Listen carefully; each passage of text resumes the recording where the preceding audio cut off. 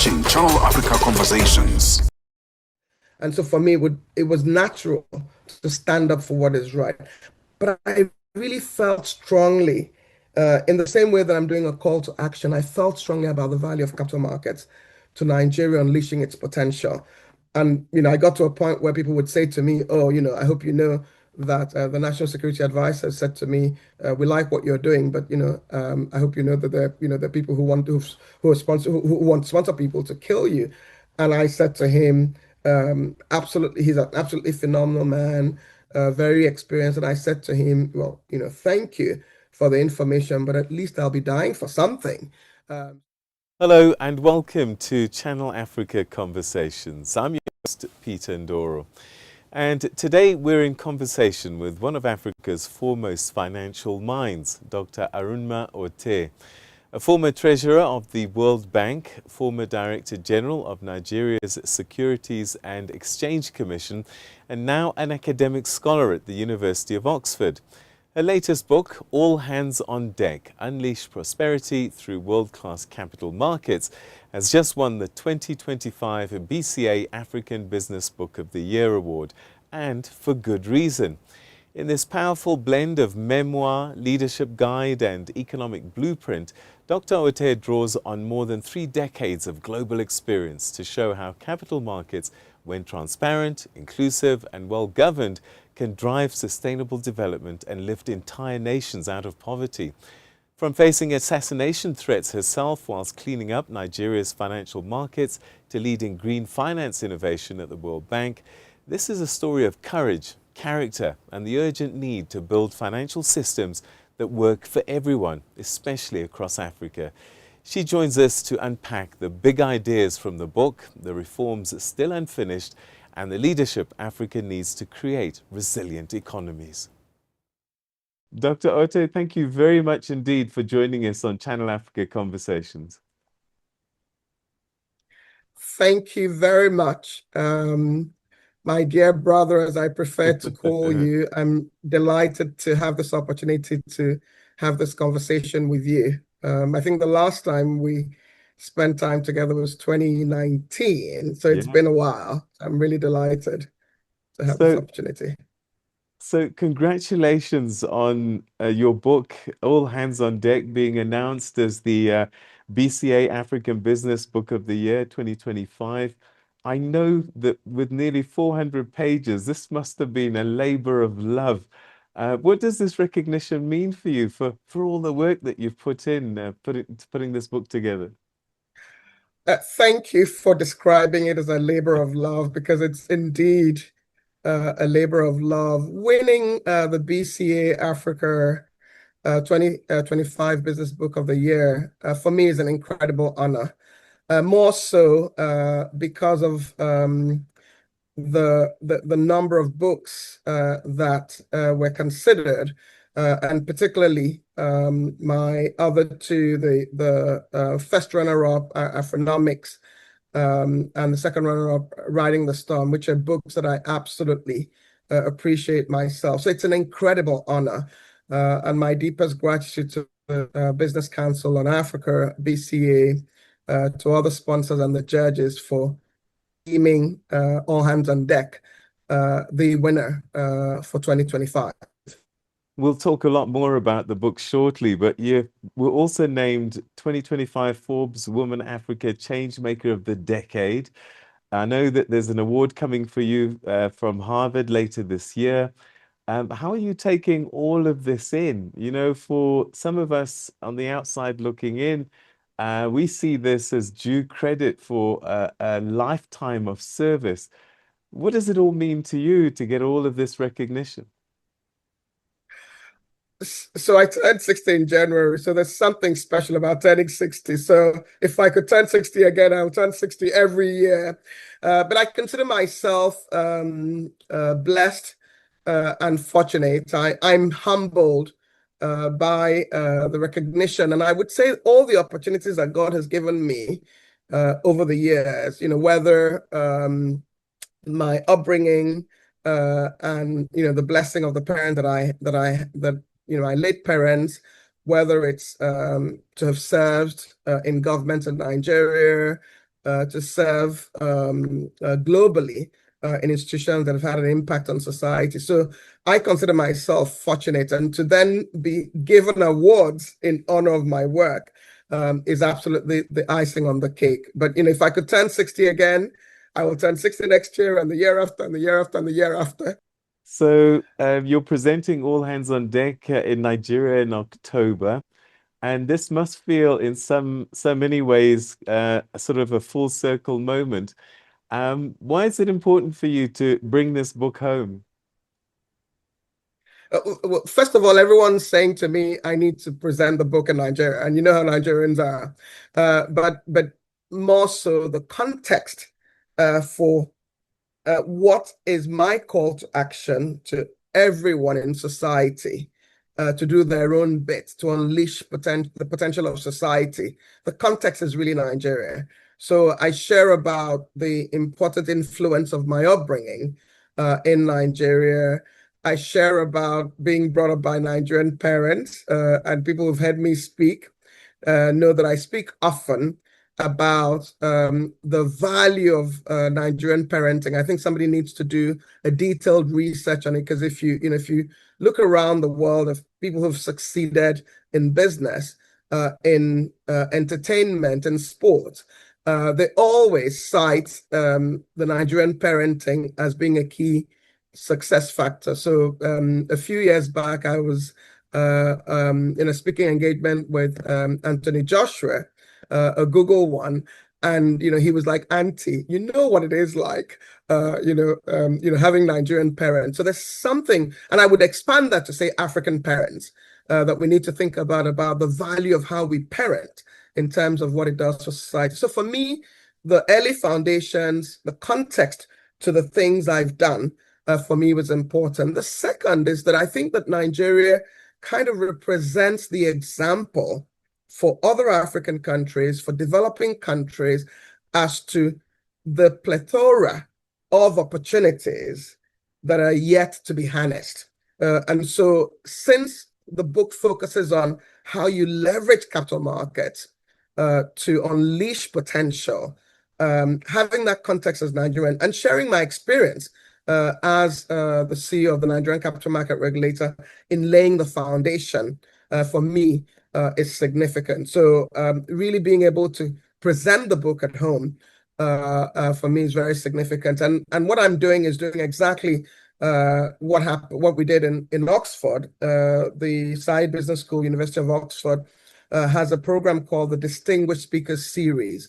And what I did, thanks to Said Business School, was basically to have a leadership conference, and as part of that leadership conference, then launch the book. So, and the theme of the leadership conference was Better Leadership for a Better World, and the theme for Nigeria will be Better Leadership for a Better Nigeria, is what I'm intending on the 28th of October in Abuja, Nigeria. And we'll talk a little bit more about leadership on the continent. You've said that this book is your 60th birthday gift to the world, and that's great. But what made this the right time for you to tell your story and share your thoughts? So there's always the big, great statement to make about how I thought about it, but there's also just the reality. So credit goes to a friend of mine who I acknowledge in the acknowledgement section of the book, Yewande Zacchaeus, who owns an event planning firm, and I told her that I wanted to do something for my city, and I just wanted tips since it was going to be in Oxford.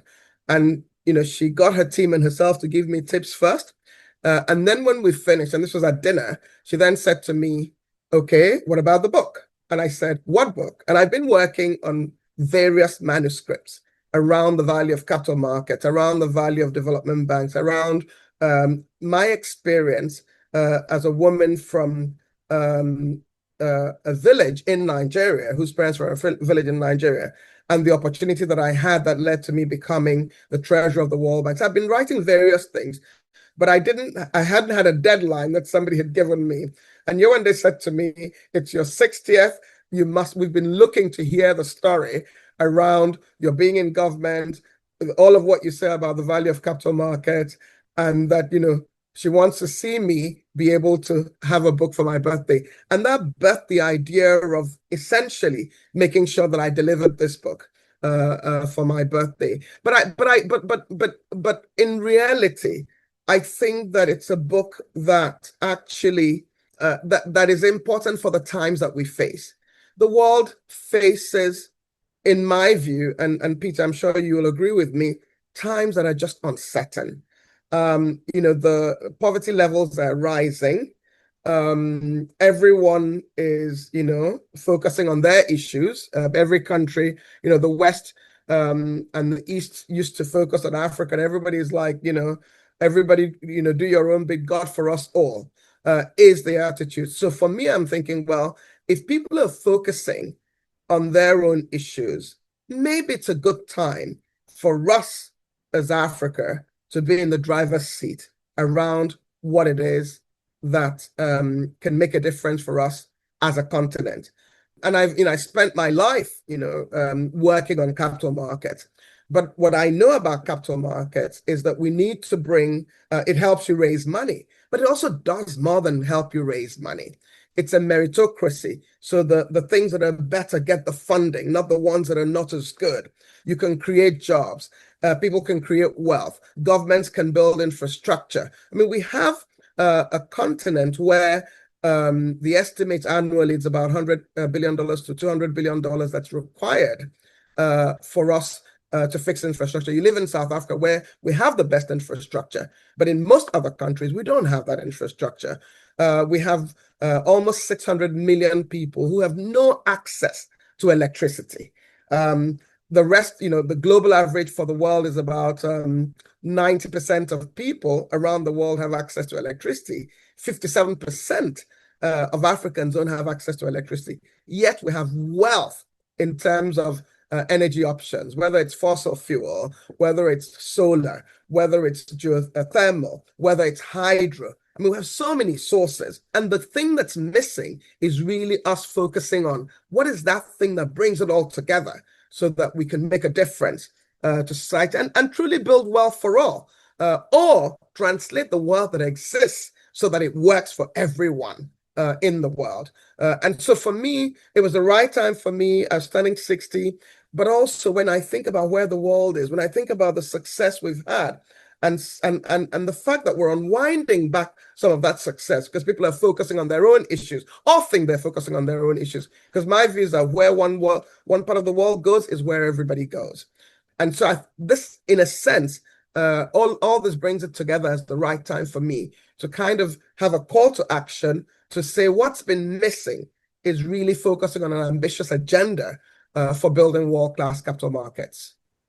And I'm going to get to those world-class capital markets, but first, let's make it really simple. So, ordinary people on the street, they hear this words, capital markets, and it seems out of reach, something that they don't quite understand. But I've got a sense that you feel that they really must absolutely care about capital markets. Tell me why and why it's so important for the prosperity of our countries. One of the things that a world-class capital market does is allow you as an individual to be able to invest, whether in, blue chip companies that are familiar to you, and you can earn a dividend. And when you sell and the stock price is higher, you can actually make a little bit more money. So from an individual point of view, it is important for you to be able to say, how can I create more wealth for myself?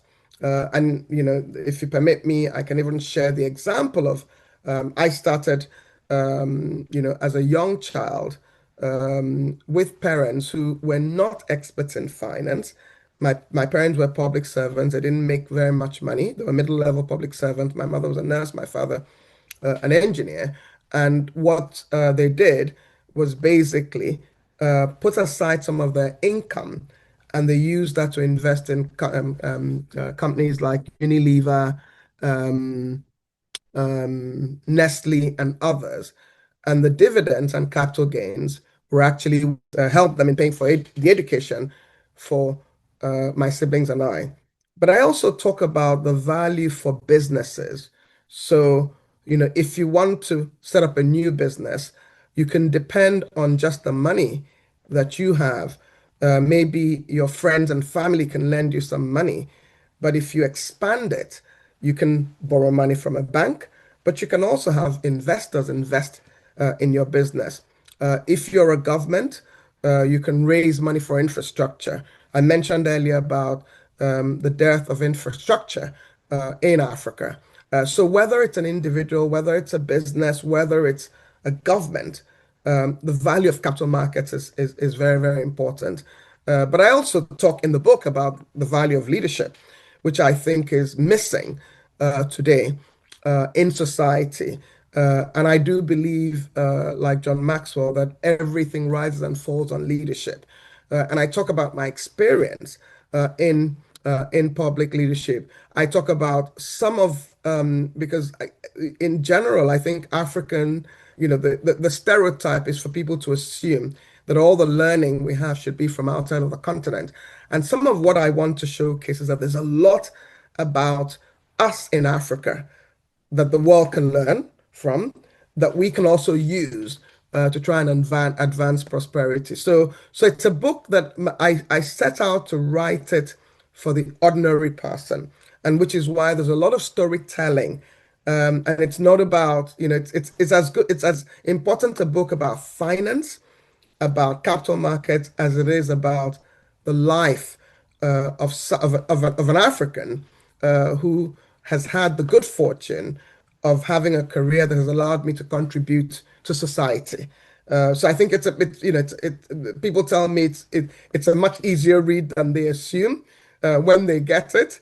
And that's the idea, that it's something that is easily, that people can connect with and think about their own lives as to how their life can impact society.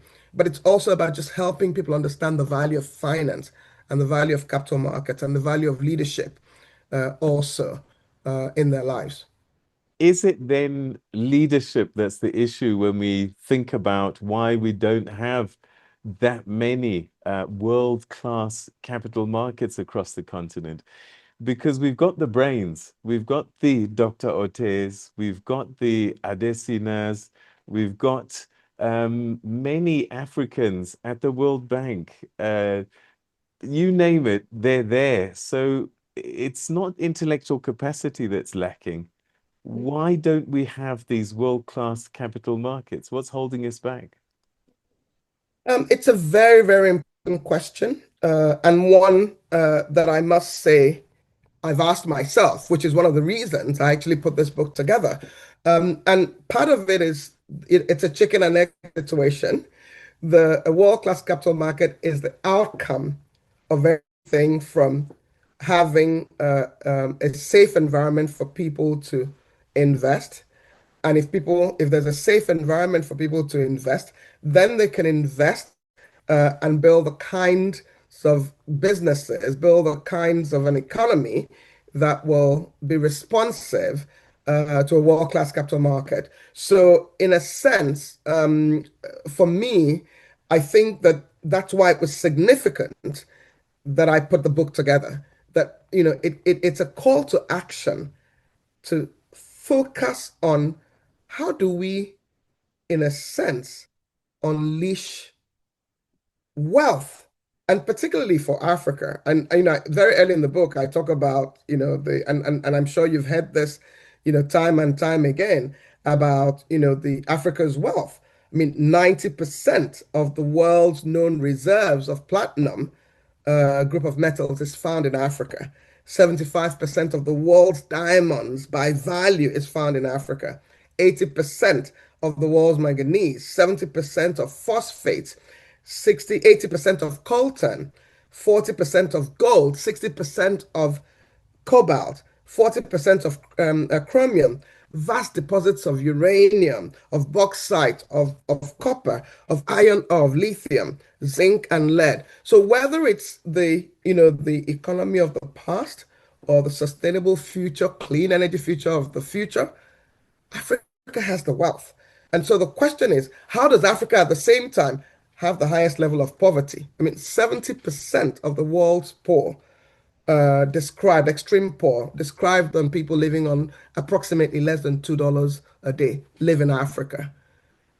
27 of the 30 poorest countries are in Africa. How is that? And that's why, I sat back and said, okay, I've spent my career in capital markets. How do we, how do I make that case around the value of capital markets to society? What needs to be done first? What do individuals need to do? What do businesses need to do? What do governments, policymakers, regulators, what do they need to do to build up those markets? And when you go back on history, if you look at the United States was built on easy, available capital. It's still, you still get the cheapest cost of capital from the United States. Fortunately, the model that some countries in Africa, including Nigeria, use is the American model, where you make sure that the cost of doing wrong is so high so that people gravitate to doing the right thing, so that investors have confidence, so that issuers then issue in those markets because investors have confidence, so they can take a little bit less than other markets. China is the same. Its bond markets are some of the largest in the world. You hear stories about how the stock market started in the Netherlands, what happened in the UK with the stock market. So we do need that. I mean, in Africa, we talk about Agenda 2063, the African Union Agenda.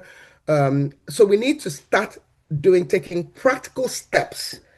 And what I present are practical steps as to how we can leverage capital markets to transform Africa and unleash what I consider inclusive prosperity. It's essentially. One gets a sense, sadly, that a lot of this is about political will. I was very excited recently to have a conversation with someone from Ethiopia that their stock exchange had reopened after decades. And what it took was for a prime minister to be forward thinking and saying, come on, let's do this. And I guess that's what we need is a lot more, come on, let's do this, and I like collaboration. the example you cited. I sit on the board of FSD Africa, which is a UK development institution that was part of restarting the exchange. And your views around political will is very important, which is why I say all rises and falls on leadership, like John Maxwell always says. Yeah. So we do need, the starting point is leadership that focuses on doing the right things, and I do spend some time talking about the leadership that we need on the continent. So you also don't shy away from the tough parts of in the book. There's a chapter on your time at the Nigeria SEC, standing firm under a lot of pressure, and I can imagine it must have been quite hard, even in the face of personal threats. Where did that courage come from? Because the work I know had to be done, and it was really important to you. Where did the courage come from? So I'll say, for me, I'm a very strong Christian.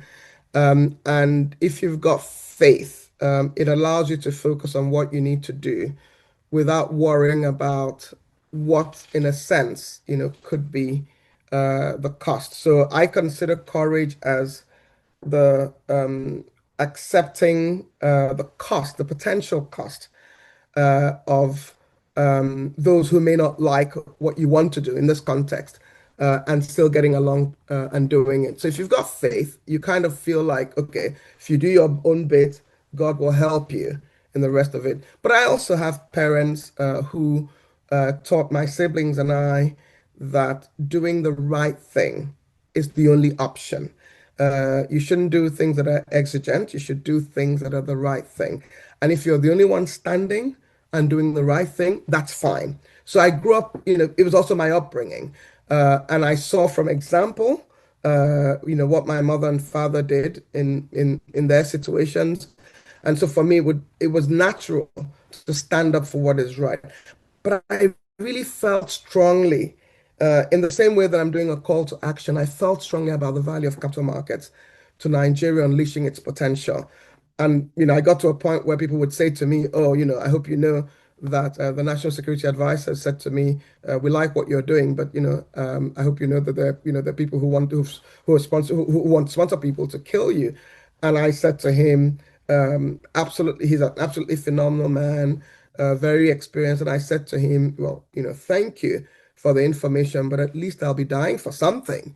So I got to a point where I felt that the things that we were doing at the Nigerian SEC, the Securities and Exchange Commission in Nigeria, were pretty important. And if that was, if that would cause death, then that's fine. And if in any case, everybody will die one day. So if I died for something, that would be fine. So I don't know if that kind of answers your question, but Yeah. those are my driving forces. The desire to do what I need to do, my upbringing, and the belief that if I'm doing the right thing, that God will be there for me, and who greater than God, to be there and stand up for you. And so far, so good. I mean, I did survive all of it. So your time By the there, way, I also should say that most people want people to do the right thing. And the experience I had in Nigeria was, for me, heartwarming. I returned to Nigeria after I'd been away for 22 years. I was very keen to serve my country, but I was even more excited about serving my country because of the reactions of the ordinary people in support of me, given the experiences that I had. And the experiences were covered live on TV. And what had happened was, I had an altercation with the then chair of the House Committee, the House of Reps Committee on Capital Markets. He had asked for a bribe from my organization, and we didn't give a bribe, so he decided to put me on live TV to explain how incompetent I was, made allegations on the organization, on my team, and I. And I thought, I was brought in post financial crisis to help turn the market around, and we were making progress. The market had declined to 30% of the value. We'd restored it, we'd broadened the products, we brought liquidity, we'd done all the things. And you had this person, for his selfish interest, who wanted to undermine the market, undermine what we were doing as the apex regulator of the market, undermine the country, because international investors were returning, retail investors were feeling more comfortable about the markets. And so for me, I needed to stand up for SEC Nigeria. I needed to stand up for the good people of Nigeria, and I needed to make sure that anybody else who was coming into government will have the courage to stand up when people are trying to do wrong. And even people in the in the legislative arms to have been very kind with me. I've gotten a lot of goodwill out of the fact that I stood up for what is right. And I know that many more people are encouraged to join government and to do the same. And by the way, my experience is not abnormal. It happens around the world. It's very difficult to be in public service, especially when you're dealing with people who are politically connected, people who are very wealthy, people who used to benefit from the previous system, and you're introducing change. so I think one of the heartwarming things is how practical your reforms were. Things like working with the US SEC, targeting things like Ponzi schemes and getting new products into the market. Looking back at all of that, what are you proudest of from that period?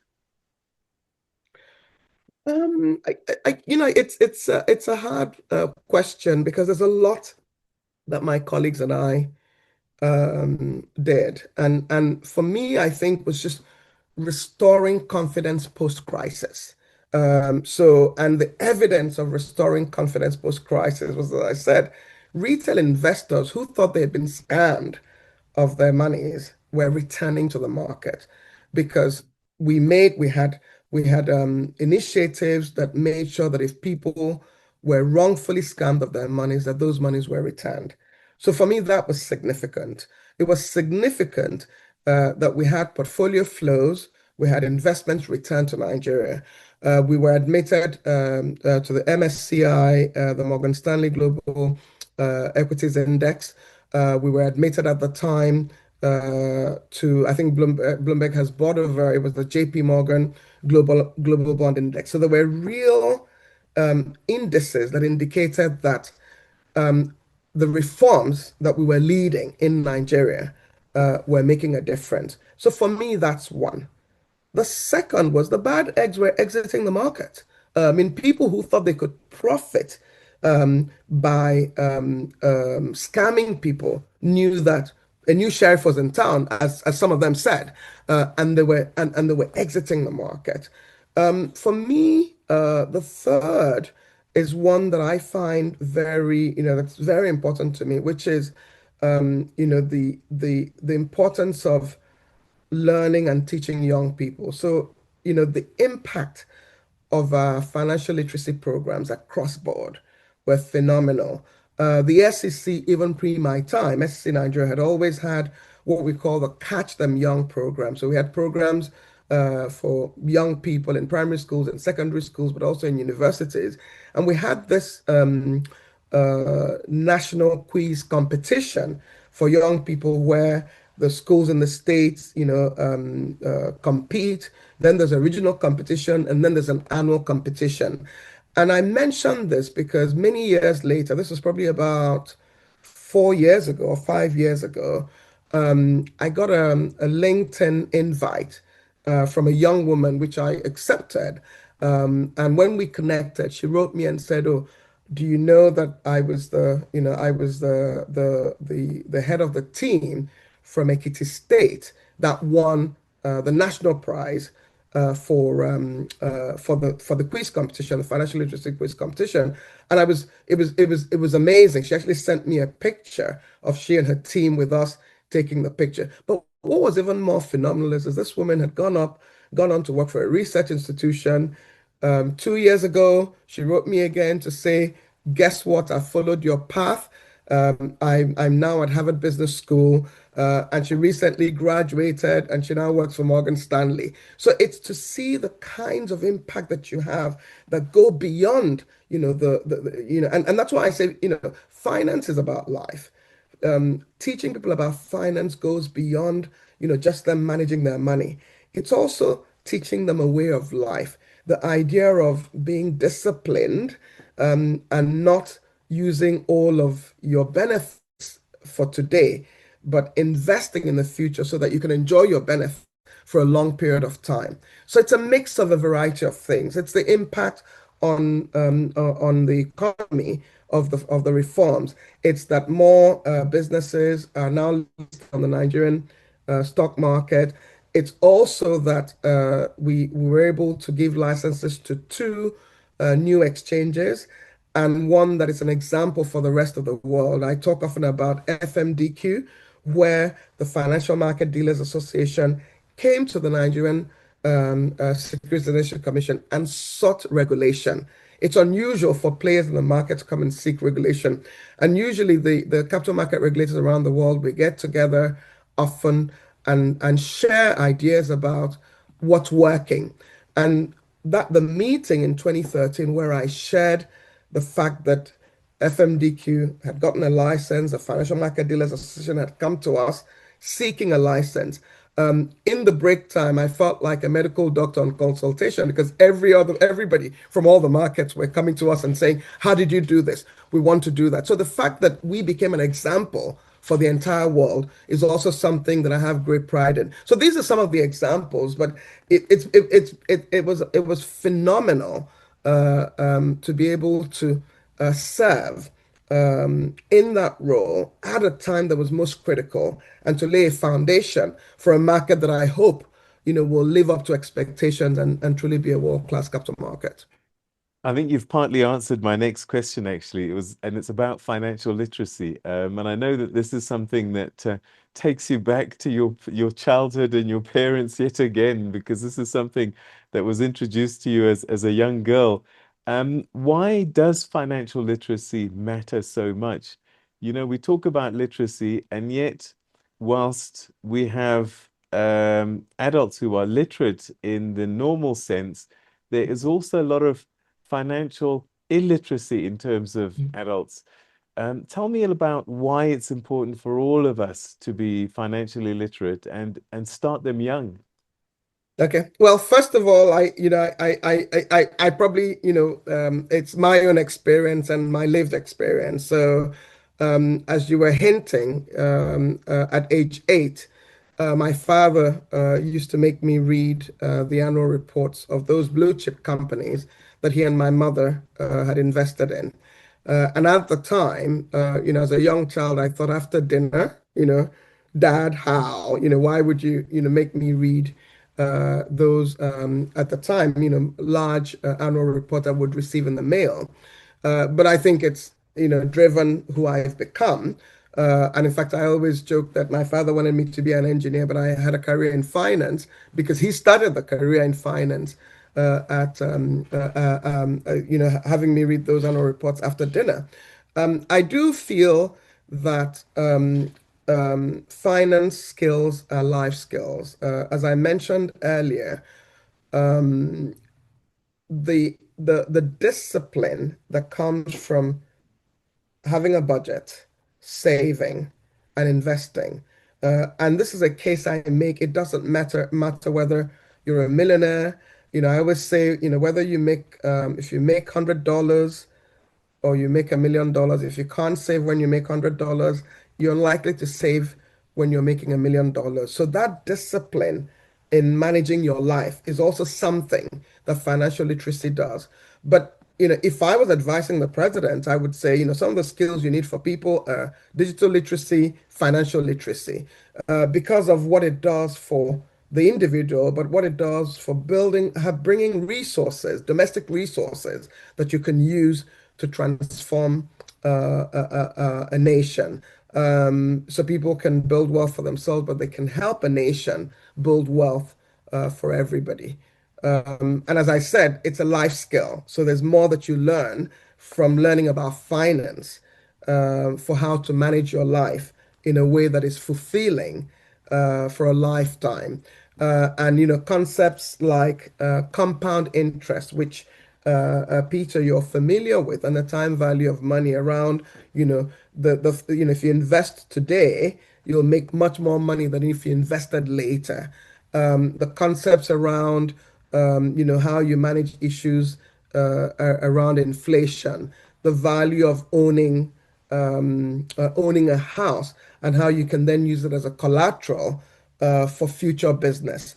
There's a lot that it does in helping you live a good life in learning about finance. And I hope that more people can pay attention to financial literacy, more governments, but more parents and more people. And today, I would say that there's much more available in terms of resources than in the time of my parents, who were not experts. Today, if you turn on TV, SABC, Arise, CNBC, Bloomberg, CNN, there's always a segment that talks about finance. There are also financial experts who can help. There are also ways in which you can invest without exposing yourself to undue risk. You can invest in unit trusts or collective investment schemes, which allows you to diversify your risks, while at the same time learning, benefiting from the market. So there are many reasons to consider investing in the markets. I'm obviously very passionate about about the market. And by the way, maybe I should just add that in my time we expanded our financial literacy programs to leverage the Nollywood industry, to leverage soap operas. So some of the most well-known Nollywood artists participated in a movie that we had capital market concept being infused in soap operas. And so it was it was very interesting for people to understand that these things are not things rich people or financial gurus do. These are things that an everyday person can be a part of and enjoy doing, and then of course influence having a good life. You've talked about leadership quite a bit in our conversation so far, and I know that you introduce your leadership philosophy in the book, the 4 C's. Tell us a little bit more about that. Which one do you think gets tested the most in real world leadership? So I talk about my leadership philosophy, and it comes, and I do write a bit about it in the book, from both my experience of my parents and what was important in their lives, but also from my experience of Madiba and how he led his own life. And the four C's are character, compassion, competence, and courage. Absolutely important. Um, but I do also agree with, and I'm going to try and remember the quote from Warren Buffett about integrity. I think the quote goes, in looking for people to hire, look for three qualities. I think his is three, it was the integrity, intelligence, and energy. And if they don't have the first, the other two kill you. So so for me, if I had to choose one amongst the four, it's really character. In a sense, character is the one that gets tested the most. Character is the one where, the difference between the person who says, okay, this is exigent or this is the right thing. And if you look at the long term, doing the right thing is always better than doing what appears to be, the quick thing to deal, the quick response at the time. And that's been, the evidence from the life of my parents, the evidence from, the life of others that I've looked at. And I consider Madiba the consummate 4C leader. And I actually do talk about it in the book because it's also compassion is also very important. One of the things, in my view, that we haven't paid as much attention in on the continent is leaders that have compassion. Because if you have compassion, you will have empathy. You'll put yourself, you'll put yourself on the side of the other party. You will say, if I do these things, how will it impact the people that I serve? And we have a lot of leaders on the continent today who are not even thinking about that. Of course, competence is key. I think we need to put people who know their work, in positions of authority. And in my view, Africa has lots of great people. I would say that maybe part of why we're not getting it right in political leadership is that there's a lot of people who political leaders who necessarily don't have the expertise to lead, whether the technical expertise, the emotional intelligence, the care and commitment. And a leader without courage, how are you going to be the one that people will follow if you're not a leader, if you don't have courage? And I've kind of and I can see other attributes in those four C's. One of the things I talk about in the book is learning very early about Mandela's capacity to forgive and following through and what it means. Because as a leader, when you forgive, you focus on the future. You send a signal to everybody as to the fact that we're all moving forward together. And so I look at compassion more broadly than just being kind. It's putting yourself, on the side of the other party. It's forgiving as quickly as possible so that you can focus on what is important. But character trumps it all. Character is the one that gets tested most often. So we're 5 years out from Sustainable Development Goals deadline. What's one bold move that you'd like to see African leaders or global institutions take now? I think we should just not accept that we will not meet the Sustainable Development Goals. I know it's ambitious because we've got 5 years left, but you can do a lot in 5 years. I like very much the what Africa is doing in respect of the African Continental Free Trade Agreement. I wish we would just accelerate the efforts and build on what's been done so far. I wish we would just remove the borders, whether it's in terms of visas, whether it's in terms of movements of goods and services. I wish that the African Union will just be bold and say, why are we having conversations about these things? Let's just remove the barriers. We've been talking about them since the founding of the AU. And if we want to showcase African Continental Free Trade Agreement as the example, let's truly showcase it.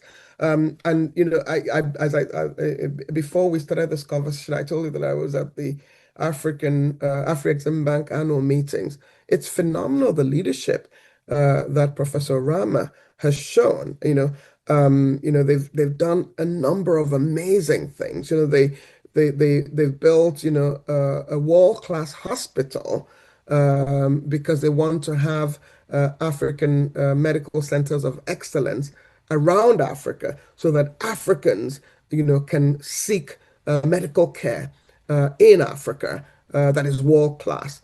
They're doing things in bringing the Caribbean countries on board. I think there are 12 Caribbean countries that are currently members of the Afri-Exim Bank. And I mentioned this because it's a very important example. I understand that the African Union had considered the Caribbean the sixth region of the world. And so what they've done is to make the sixth region of the world a reality. Sixth region of Africa a reality. So it's less talk and just more action. We've talked about everything that needs to be done. I'm a proud member of the board of the Pan-African Payment and Settlement Systems Initiative, because it's one where we're not wasting $5 billion, having people change money into dollars so that they can change it to CFA, or change money into dollars from Naira so they can change it to Kenyan shilling and all of that. So there are practical things that we need to do. So we just need to get on with it. We need to be more ambitious, and we need to remove those artificial borders that were decided on when people were sitting in a bar, is really what I would say. So we can do something in 5 years, but we need to be serious, we need to be fast, we need to have a sense of urgency, and we need to be bold. So, if someone picks up All Hands on Deck today, what is the one thing that you hope that they'll walk away with? So the title is really my hope of what they'll walk away with, which is that there is a role for them to play in making sure that they have a better life, and in making sure that society and everyone in society has a better life. That's essentially, it's my call to action to each individual to do their bit and to show them the pathway to doing their bit, to making a difference for themselves and to society. That's really what it is. Dr. Oteh, it's been a pleasure talking to you. Thank you so, so much indeed for sharing this inspiring book and your life story in there and your ideas. Thank you so much indeed for your time. I need to say thank you for such an engaging conversation. Thank you for reading my book, and thank you for the questions that you've asked me. I hope that, all hands will truly be on deck to unleash society's potential. Thank you. And that's how we come to the end of today's edition of Channel Africa Conversations. Thanks very much indeed for tuning in. Before I go, just a word. We really would love to hear from you. So on your screen now, you're going to see where you can contact us on our social media platforms and email. And we'd like to hear your thoughts on what you'd like to see on this program, who you want us to talk to, and what you want us to talk about. So please start by commenting in the comment section below right now. For me and the team, until the next time, goodbye.